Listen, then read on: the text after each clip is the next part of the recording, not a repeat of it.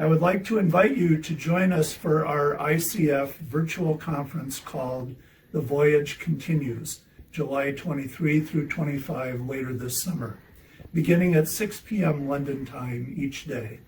Friday will be devoted to our commemoration of the voyage of the Mayflower 400 years ago. Saturday will be devoted to other Mayflower stories. How did Congregationalism come to the various parts of the world outside of Britain and the United States? Sunday will be devoted to COVID stories from our churches around the world and a collective worship service reaching all the way around the globe. I hope you will be able to join us. To register for this free conference, please go to www.theicf.org.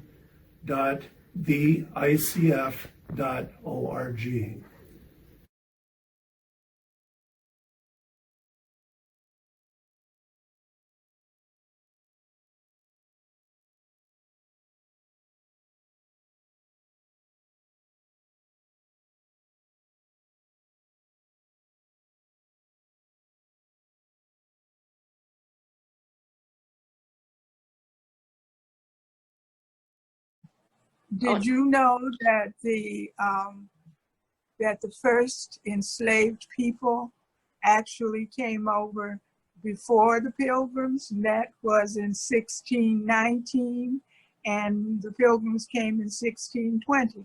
Kingstown, Virginia. That was when the first enslaved people came over, and then of course the Pilgrims came over in 1620.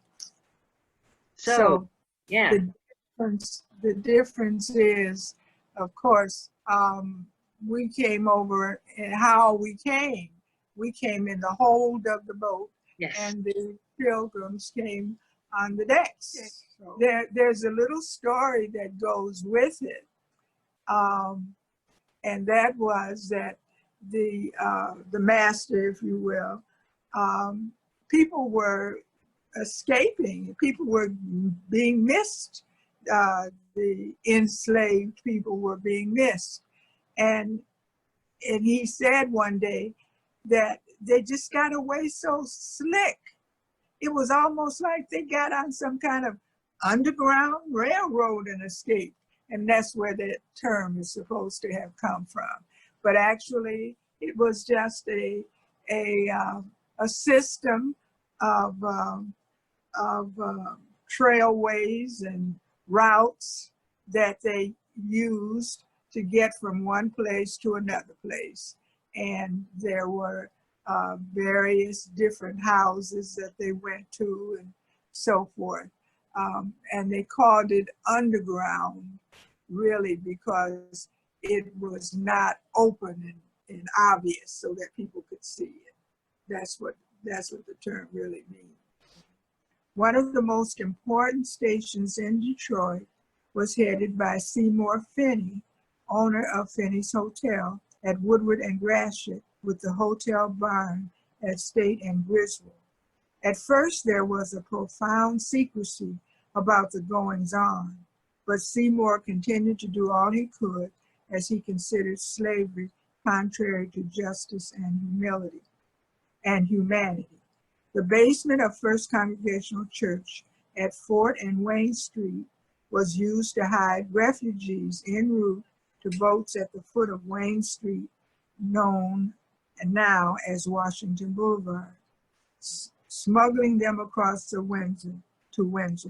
Popular sentiment rallied to Finney's support. Many times when the hotel housed pursuing masters, Finney was lodging the slaves in his barn. It is said that grateful Black men sometimes assumed Finney's name after their arrival in Canada. And Detroit was called Midnight because you slept here in Detroit at midnight, and when you woke up the next day, you were free. You crossed over the river. And crossing the river. Yes, and as I said, I live on the river, and right out there is the river. I live on the river. And that was the river that led to freedom. Yes. Yeah. Was there a sense that these people would have been Christians, they were brought up with a knowledge of the Bible?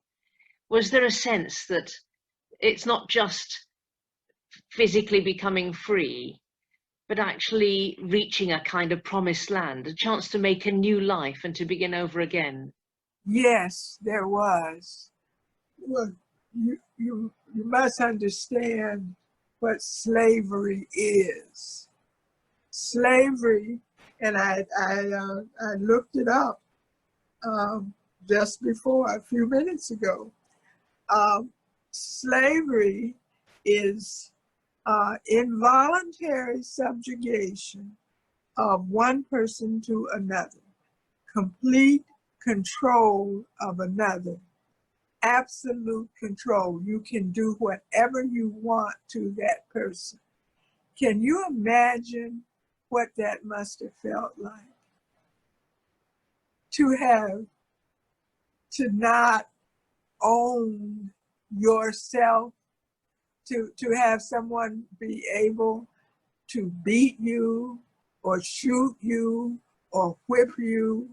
And there is that Detroit River, and down there, there is a place, there's a book entitled, it's called The Fluid Frontier. And this was the Detroit River was a fluid frontier.